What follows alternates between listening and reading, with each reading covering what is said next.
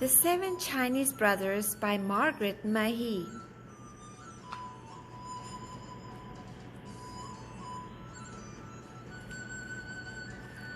Once upon a time, when Jin Shi Huang was emperor of all China, 7 remarkable brothers lived together on a beautiful hillside.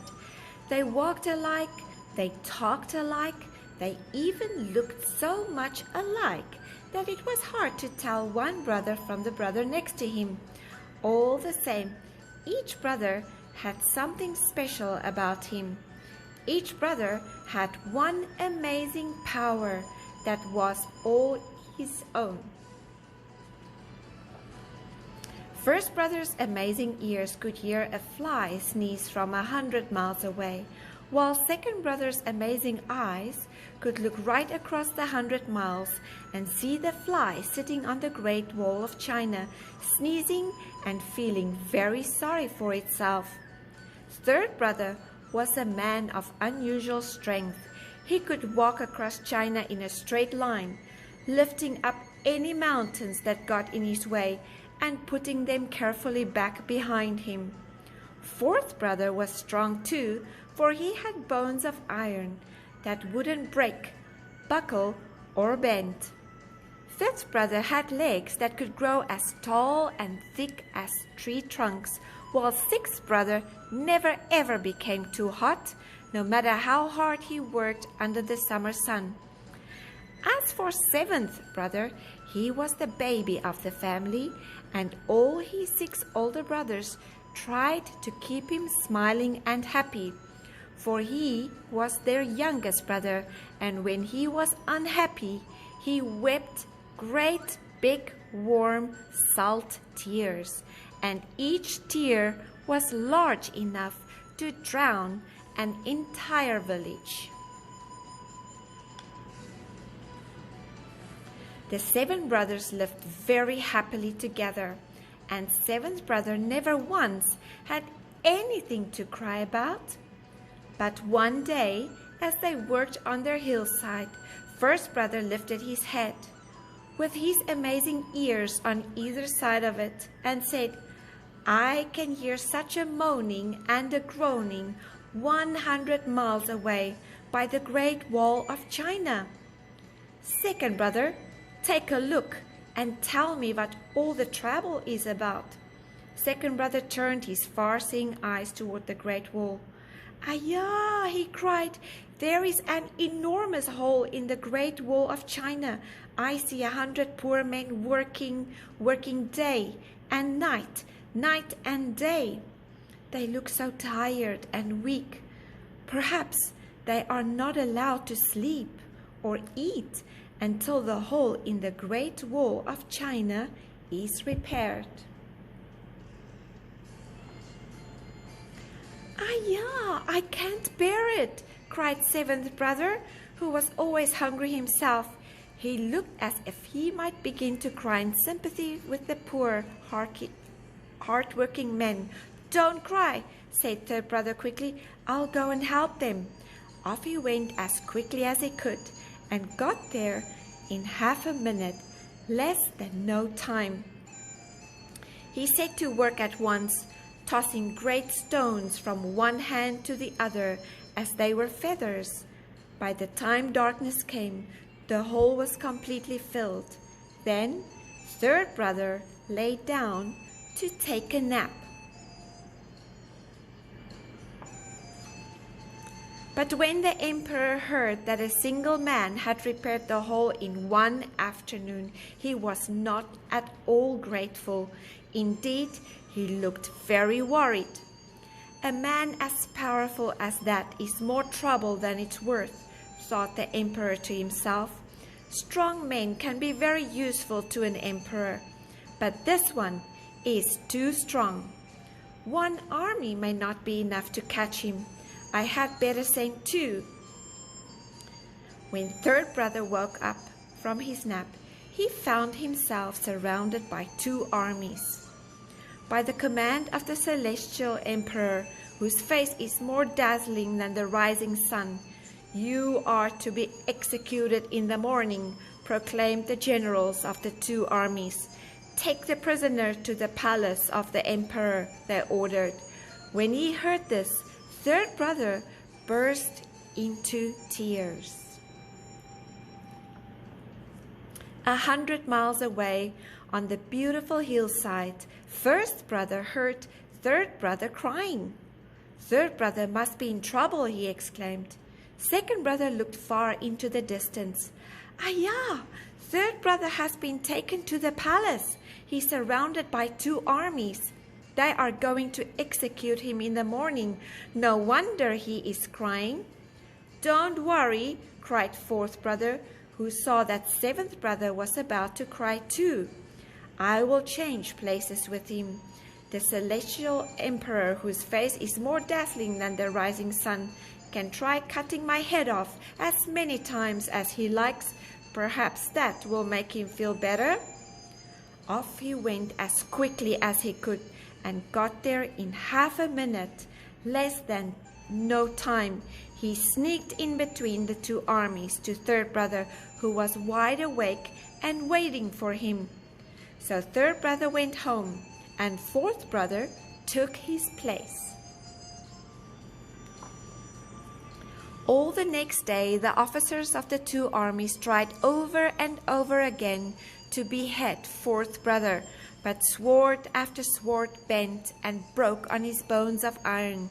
In the end, they were forced to confess to the mighty emperor, whose whisper was like the rumble of thunder, that they simply could not behead their prisoner. "A man with bones of iron," roared the mighty emperor. "Drown him in the deep sea tomorrow." When fourth brother heard that he was to be drowned, he became very upset. "Bones of iron won't bend or buckle or break, but they will sink," he thought to himself, and he burst into tears. 100 miles away on the beautiful hillside, first brother heard fourth brother begin to cry. "Fourth brother is crying," he said. Second brother looked into the distance far beyond the hills and said, "Ayah! Tomorrow morning they are going to drown fourth brother. No wonder he is crying." "Don't worry," fifth brother interrupted. "I will change places with him. The mighty emperor, whose whisper is like the rumble of thunder, can try to drown me as many times as he likes. Perhaps that might make him feel better." Off he went as quickly as he could, and got there in half a minute less than no time. He tiptoed past the guards to fourth brother, who was awake and waiting for him. Swiftly they switched places, and fourth brother went home. All the next day, the soldiers of the two armies tried to drown fifth brother. They threw him into the deep sea, but his legs grew so quickly the water only came up to his knees. They tried throwing him into deeper water, but the deep, deep water only just reached as far as his waist. Finally, they threw him into the deepest part of the sea, but even the deepest part of the sea only came up to his neck. Waves broke under his chin. "Ah," said fifth brother, smiling happily, "how lovely and cool is the deepest sea water of all." "He is more dangerous than I imagined," muttered the splendid emperor. "He won't drown, but he might burn into the fire with him tomorrow morning," he commanded. When he was told his fate, fifth brother burst into tears. Far away on the beautiful hillside, first brother heard fifth brother's cries. Second brother looked right across 100 miles to the Great Wall of China. "Ayah!" he cried. "Tomorrow morning they are going to burn fifth brother alive. No wonder he is crying." "Don't worry," said sixth brother, afraid that seventh brother might begin to cry too. "I will take his place. The splendid emperor can bake me all day long if he likes. he said with a shiver. Perhaps that will make him feel better. Off he went as quickly as he could and got there in half a minute, less than no time. He tiptoed in between the two armies and found fifth brother, who was awake and waiting for him. So fifth brother went home and sixth brother took his place. The next day the two armies ran backwards and forwards, bringing kindling wood, brushwood, and driftwood, and bundles of dried grass. They built such a big fire that the smoke from it drifted from one end of China to the other. But sixth brother never ever felt too hot. Basking in the heat of the blaze, he sighed with happiness. How kind of the noble emperor to let me warm myself in his very own fire, he cried. The noble emperor, whose slightest frown made the land shake like an earthquake, was furious. Send for the royal archers, he ordered. In the morning we will shoot this man full of arrows. Sixth brother burst into tears. Over on the beautiful hillside, first brother heard sixth brother crying. Second brother, he asked, what do you see? Ayah, cried second brother, tomorrow morning they are going to shoot sixth brother full of arrows. The brothers looked at each other. There is nothing for it, said first brother. We cannot leave sixth brother to die alone. We will all go to the noble emperor. He can shoot arrows through all of us. At least we will be together. The brothers started their journey to the palace, but poor seventh brother was so upset that he couldn't help crying just a little. His first tear was as big as the longest river in China, rolled into a single drop. His second tear was as big as the second longest river. Both tears were as salty as the sea. A great ocean of warm salt water swept down the road ahead of the brothers. It swept on for 100 miles. Seventh brother's first tear swept one army north. His second tear swept the other army south.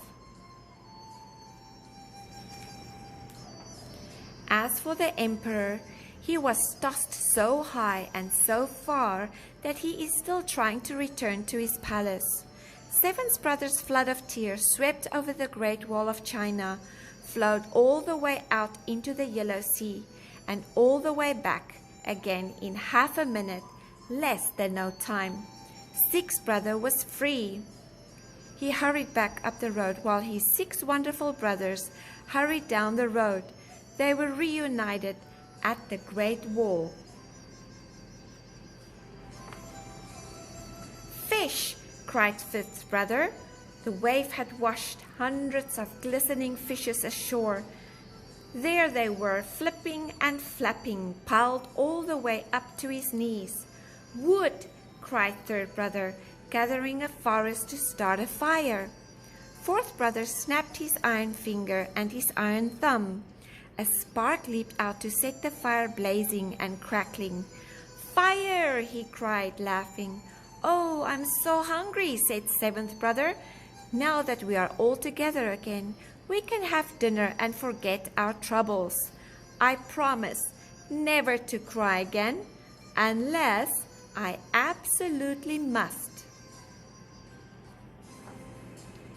So the seven Chinese brothers sat themselves down around the warm fire and feasted on delicious fried fish.